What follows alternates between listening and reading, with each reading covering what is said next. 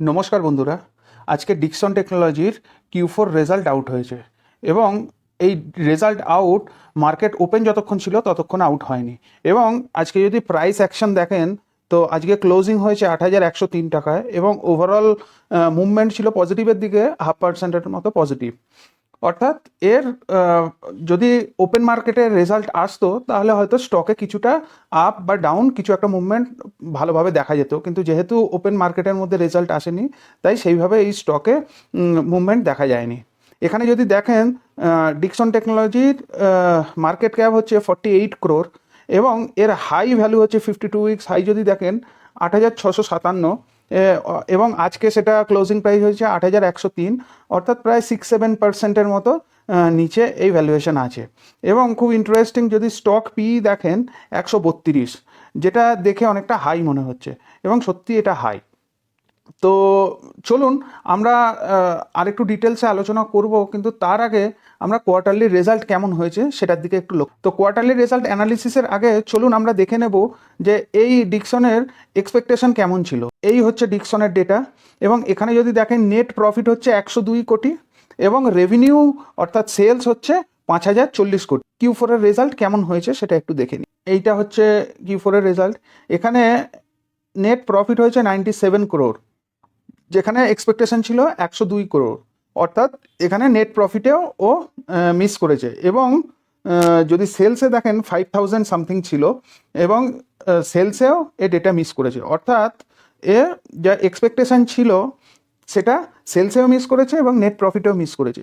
এবং এখানে আরেকটু যদি ইন্টারেস্টিংলি জিনিস দেখেন সেটা হচ্ছে আগের কোয়ার্টারের সঙ্গে যদি সেলসের ডেটা দেখেন সেটা অনেকটাই কম সেলস হয়েছে এবারে, এবং প্রফিট যদি দেখেন 97 crore বোথ কোয়ার্টার, অর্থাৎ সেইভাবে কোয়ার্টার অন কোয়ার্টারেও এ কিন্তু ডেটাকে বাড়াতে পারেনি। এবার দেখে নেওয়া যাক ইয়ার অন ইয়ারে এর পারফরমেন্স।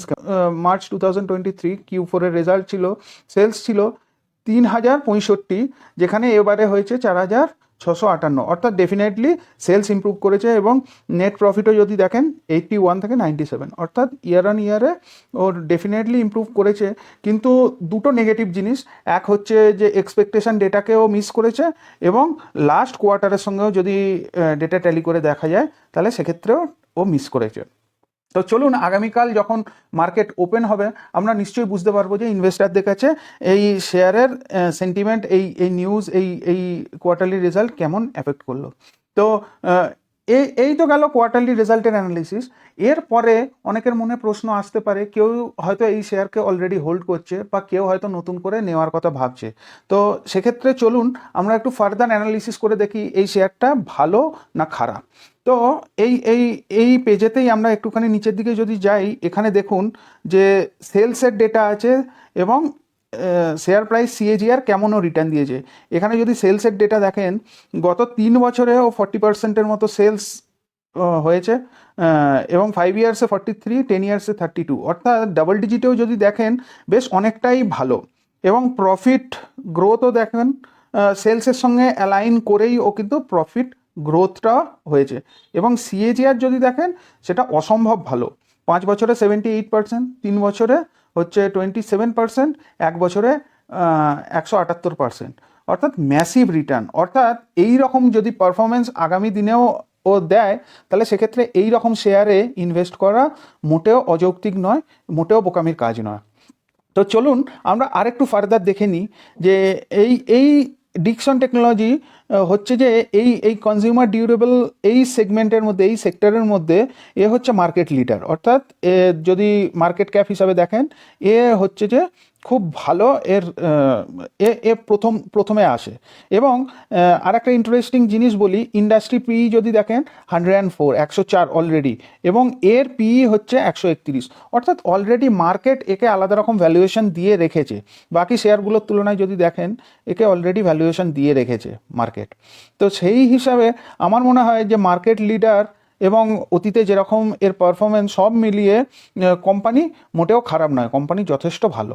এবং শেয়ার হোল্ডিং প্যাটার্ন যদি এবারে দেখেন তাহলে এখানে দেখুন যে প্রোমোটার হোল্ডিং কিছুটা হলেও কমেছে, কিন্তু খুব পজিটিভ জিনিস যেটা হচ্ছে যে FI হোল্ডিং বেড়েছে এবং ডিআই হোল্ডিং বেড়েছে। এই দুটো পয়েন্ট কিন্তু খুব ইম্পর্টেন্ট একটা শেয়ারে ফার্দার কেমন ও গ্রোথ দিতে পারে। তো ফরেন ইনভেস্টাররা এবং আমাদের দেশের যারা ইনভেস্টার, ডোমেস্টিক ইনভেস্টার, তারা দুজনেই এই শেয়ারের জন্য ইন্টারেস্ট দেখাচ্ছেন। এটা একটা খুব পজিটিভ জিনিস, এটা একটু মাথায় নিয়ে আপনারা অ্যানালিসিস করতে পারেন। ফার্দার আর একটা ডেটা এটা দেখে নিন, সেটা হচ্ছে যে এর আগে সিএজিআর দেখলাম, কিন্তু ফ্ল্যাট যদি আমি ধরুন কিছু টাকা রাখি এই শেয়ারে, তো এর রিটার্নটা কীরকম পার্সেন্টেজে হয়েছে এখানে যদি দেখুন, 1 বছরে ও দিয়েছে 175%, হুইচ ইজ ম্যাসিভ। এবং 3 বছরের ডেটাটা 104%, এবং যদি 5 বছরের ডেটা দেখেন 1694, অর্থাৎ প্রায় 16-17 গুণের মতো ওর টাকাকে অত গুণ বাড়িয়েছে, which is a massive return.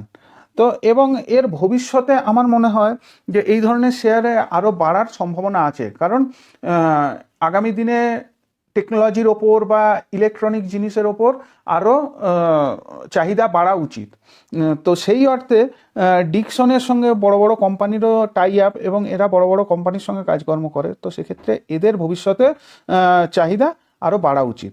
তো চলুন এবার একটু চার্টের দিকে দেখা যাক। এখন প্রাইস হচ্ছে 8102, এবং যদি আপনারা খুব ভালোভাবে দেখেন যে পরবর্তী সাপোর্ট ও কেমনভাবে নিতে পারে নিচের দিকে, কারণ এক্সপেক্ট করা যায় যে ও যখন কোয়ার্টারলি লাস্ট কোয়ার্টারকে ও বিট করতে পারেনি, এবং যে এক্সপেকটেশন ছিল সেই ডেটাটাকে মিট করতে পারেনি, হতে পারে কালকে কিছুটা ডাউন হতে পারে বা ফার্দার কিছুদিন হয়তো ডাউন হতে পারে। তো সেক্ষেত্রে আমরা যদি সাপোর্ট আলোচনা করি, তো প্রথম সাপোর্ট হয়তো অ্যারাউন্ড 10% ডাউন হবে 52 উইকস হাই থেকে, এবং সেটা ওই 7800 7700 এরকম কিছু আসতে পারে। এবং তার থেকে যদি ডেটা আরেকটু নিচে আসে, দেখুন অলমোস্ট 15%-এর মতো, ওই 7300 এরকম কিছু একটা রেঞ্জের মধ্যেও আসতে পারে।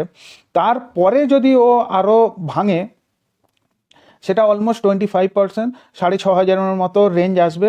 সেই জায়গায় কেউ যদি সত্যি এই শেয়ারকে পায় আবার নতুন করে, তাহলে ভবিষ্যতে এর রিটার্নটা ম্যাসিভ হওয়ার সম্ভাবনা অনেকটাই বেশি।